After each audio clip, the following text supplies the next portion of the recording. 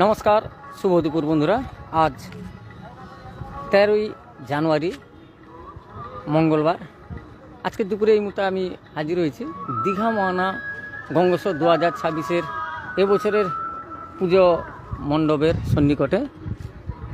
প্রায় 100 ফুট উচ্চতায় সুউচ্চ সুন্দর বিশাল বড় মাপের এবছরের পুজো মণ্ডপ, গঙ্গোৎসব পুজো মণ্ডপ দেখুন। হলদিয়া জীবনী বিশাল উচ্চতায় এই পুজো মণ্ডপ হয়েছে।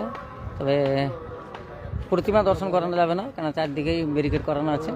আজকেই সম্ভবত ঘটোত্তোলন রয়েছে এই পুজো মণ্ডপে। আপনারা দেখছেন দীঘা লাইভের মাধ্যমে দীঘা মহানা গঙ্গোৎসব পুজো মণ্ডপের সেই চিত্র দেখছেন।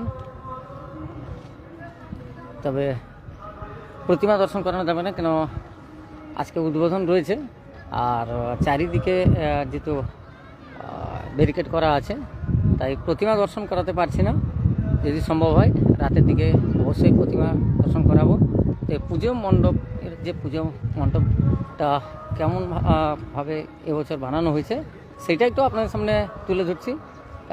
একেবারে শেষ মুহূর্তের প্রস্তুতি চলছে। অসংখ্য দোকানপাট বসতে শুরু করেছে, এবং তাছাড়া এখানে যে সি ফুড ফেস্টিভ্যাল হয়, সেই সি ফুড ফেস্টিভ্যালেরও সুন্দর ভাবে সব সাজিয়ে গুছিয়ে তোলা হয়েছে।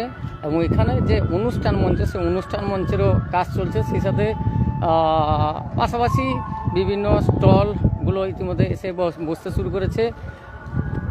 একেবারে শেষ মুহূর্তের চলছে প্রস্তুতি। দীঘা মহানা গঙ্গোৎসব 2026-এর এবছরের পুজো মণ্ডপ কিন্তু খুব সুন্দরভাবে সাজিয়ে গুছিয়ে বানানো হয়েছে। সেই পুজো মণ্ডপের চিত্র আপনারা দেখছেন দীঘা লাইভের মাধ্যমে।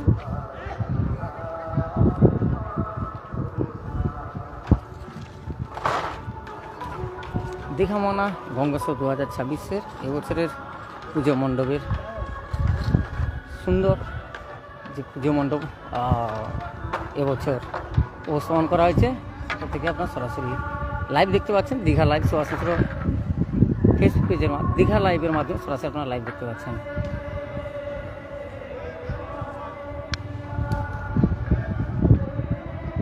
দীঘা মহানা গঙ্গোৎসব 2026-এর এবছরের পুজো মণ্ডপের চিত্র দেখছেন।